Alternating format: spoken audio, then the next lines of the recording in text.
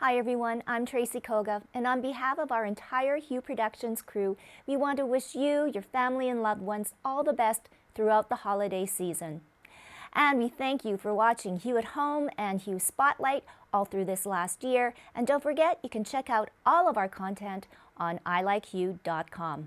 But for now, sit back and enjoy some of the best of 2023, and we'll see you with brand new content in January 2024. Happy holidays!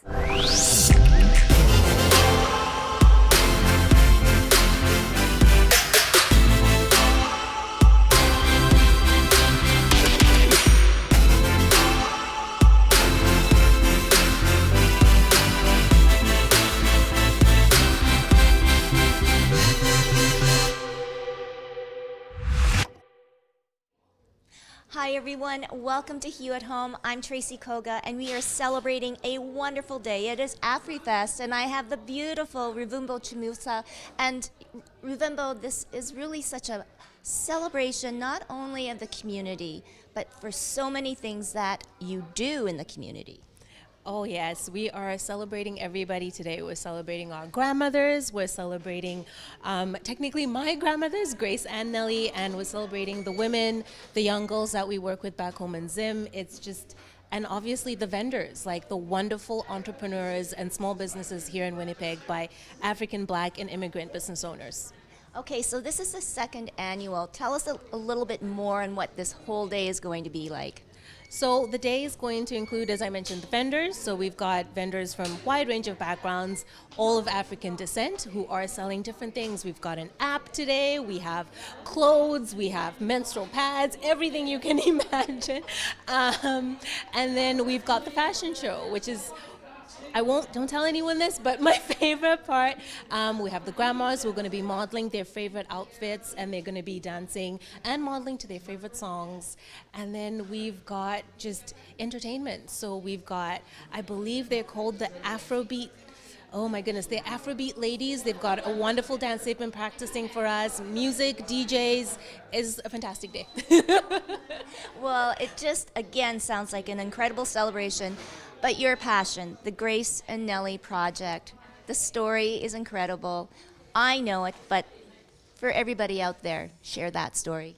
So the Grace and Nelly Project is named after my grandmothers, Grace and Nelly, and I call them the yin and yang of my life. So Grace was a super lovely, loving human being who nurtured and took care of everybody around her. I went to her house, there were always people I didn't know, they weren't related to us. And she was just so welcoming, and she was about giving back to the community. And Nelly was spicy, funky, independent, and she went to prison for 5 years because very spicy. And the reason for doing so is because she was fighting for the rights of Black people in Zimbabwe at a time during colonial rule. So, you know, they're the yin and yang of my life. They taught me to not only give to the community, but to be independent as a woman. And that's what we do in the community that we work with. So we work with women and young girls. We give them business and entrepreneurship training. We're helping them get on their feet, right, to be able to fend for themselves and their families. And we provide reusable menstrual pads to young girls so they don't miss school, which is something a lot of people don't talk about, even in today's age. Just the idea of not having something to manage your period. It's just, I hate to think about it. So that's what we do. We're lifting young girls and women up in rural communities in Zimbabwe, where I'm from. And that's the story of Grace and Nelly. That's who we are. Okay, so I know that you've done amazing work back home in Zimbabwe. Right here, though, I noticed so many beautiful young girls and women volunteering. What has been, I guess, the spin-off of the Grace and Nelly Project here in our city? So what we try and do is make sure that all our fundraisers are giving back to the community in some way. So that's why Afrifest today.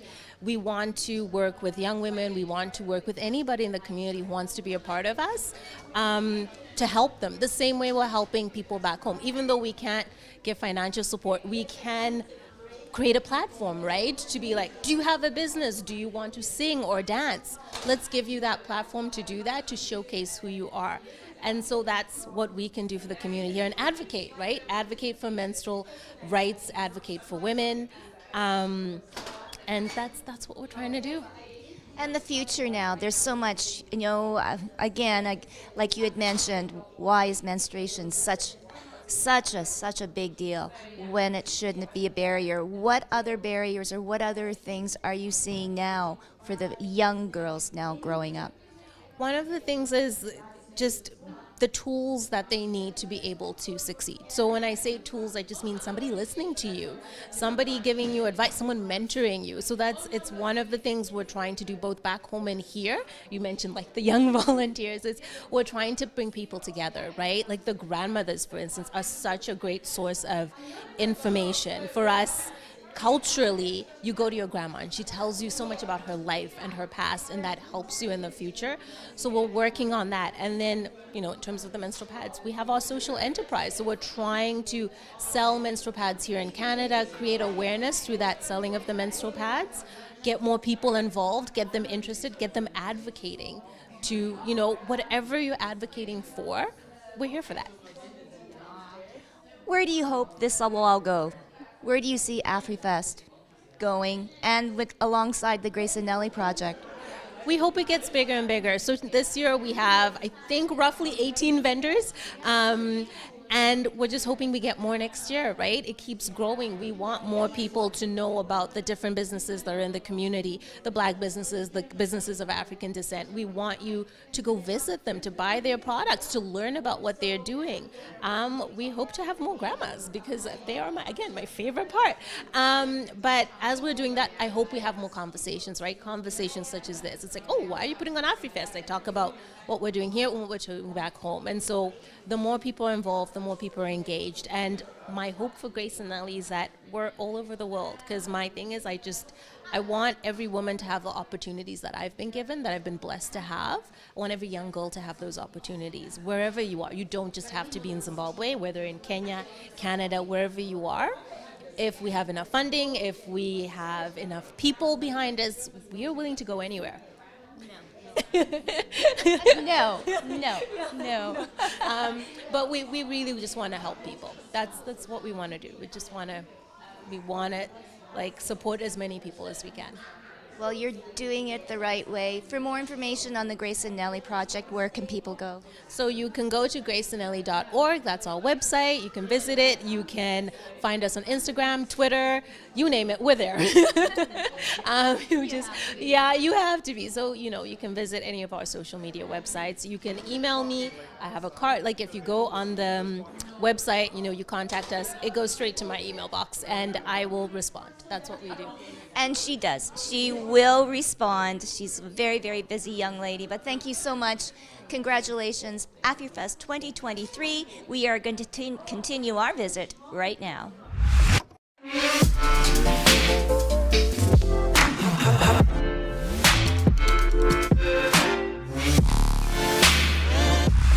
Welcome back to Hue. We are celebrating Afrifest, and there are so many wonderful people in our community, like Jane. Jane, first of all, your dress is amazing. Thank you very much. But you have an amazing organization, Focus Africa Winnipeg. So first of all, Jane, tell us about this amazing organization and everything that it's doing.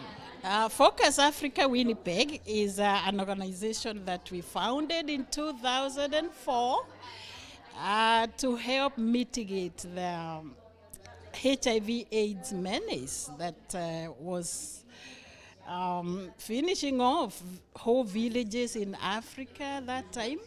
So this organization is based on one of the largest slums in Kenya. It's called Kawangware. And we founded it with a little group of women who are infected by HIV/AIDS. The grandmothers were raising the kids as the parents died of AIDS. And we have helped the mothers, the grandmothers, the children.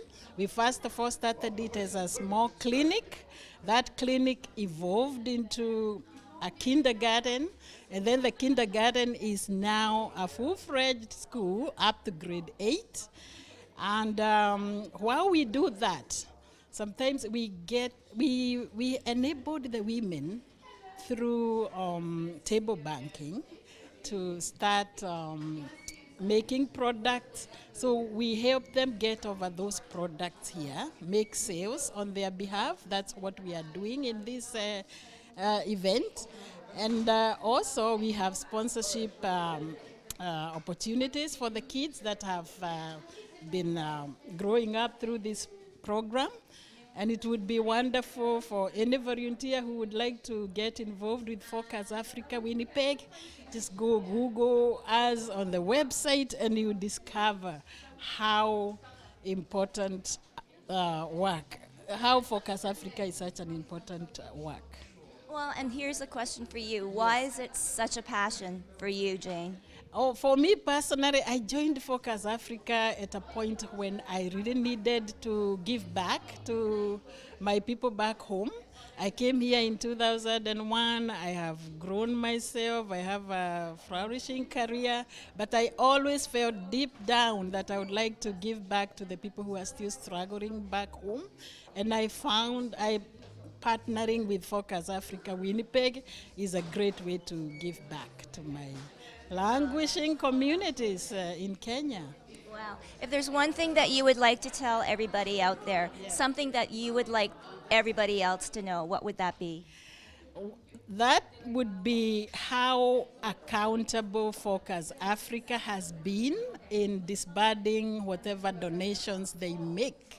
Because there is sometimes the myth that people get, there is a lot of fraud and whatnot, but we partner with what we call, that resource center, finally we called it Beacon of Hope. So the people of Beacon of Hope are so accountable. Whatever donations you give through Focus Africa, you can count on us to explain exactly what we did with your donations, and you'll be more than fulfilled for spending whatever resources you have that way. Okay, so all important, where is the website that people can go to donate? Yeah, go to focusafrica.ca. Yeah, .ca is very important because there are a few other organizations operating on the same name. So be specific, at least make it Focus Africa Winnipeg. Everything will come up, all the minute things we are doing, and it's up to you to choose how you want to support us. Well, thank you so much, Jane. Your organization is amazing, and some of the products here are simply beautiful. Thank you. Thank you, and I'm happy to inform you.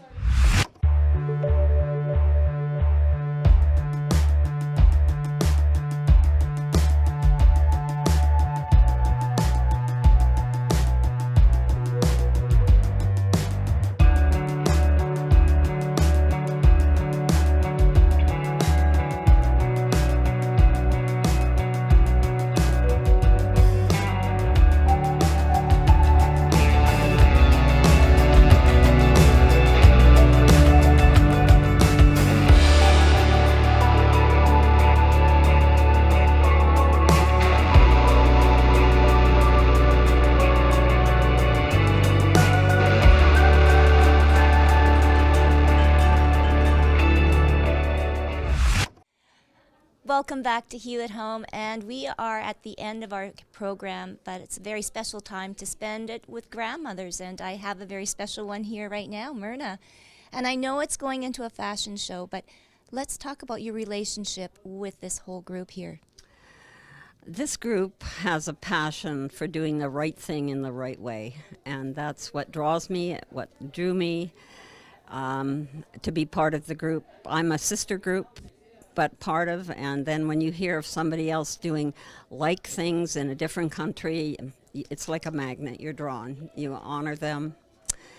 And when they ask you to do something that's easy, you can do it.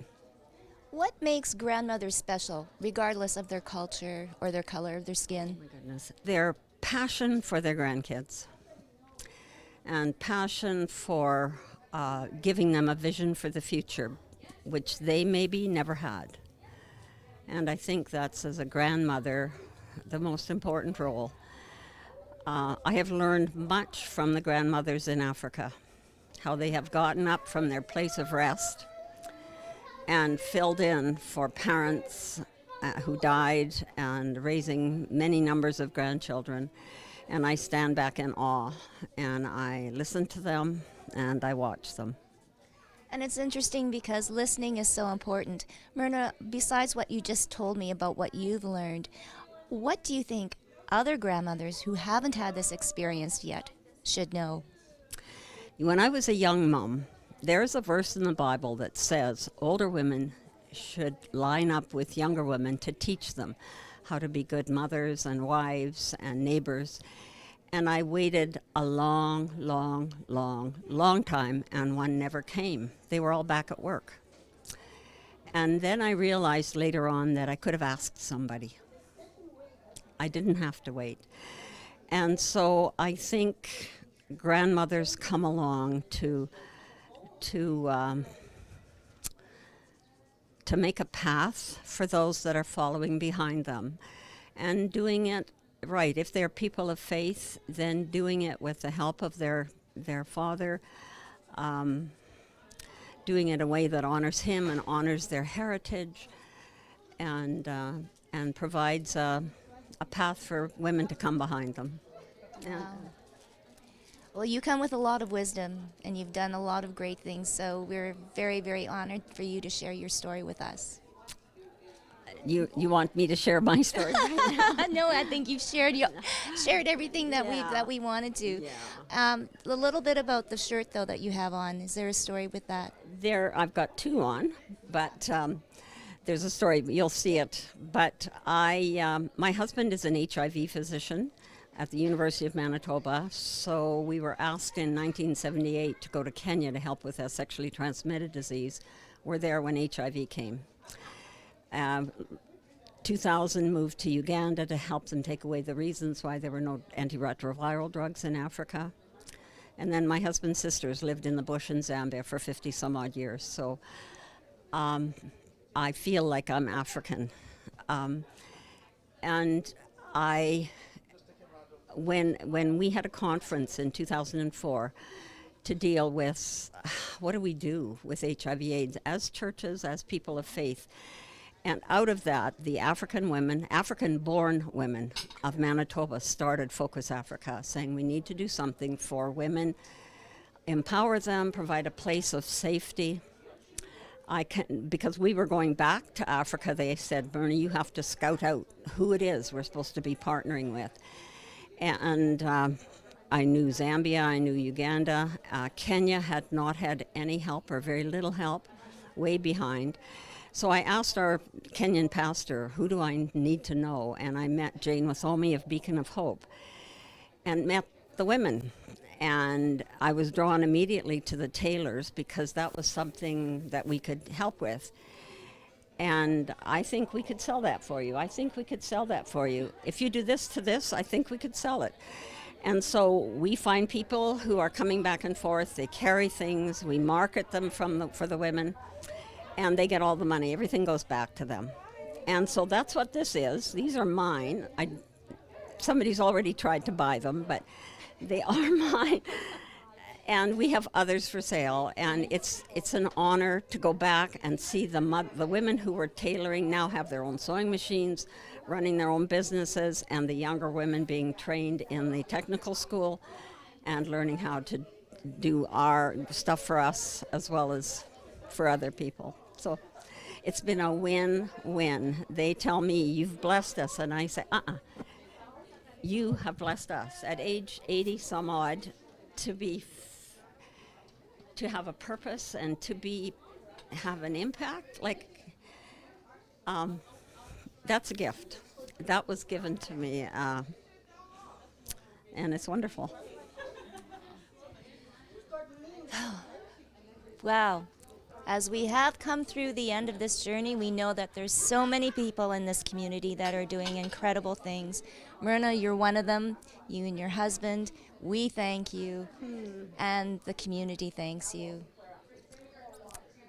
And kill it in the fashion show. Yeah. Thanks for watching, and hope you have the best day ever. We'll see you next time on Hue at Home.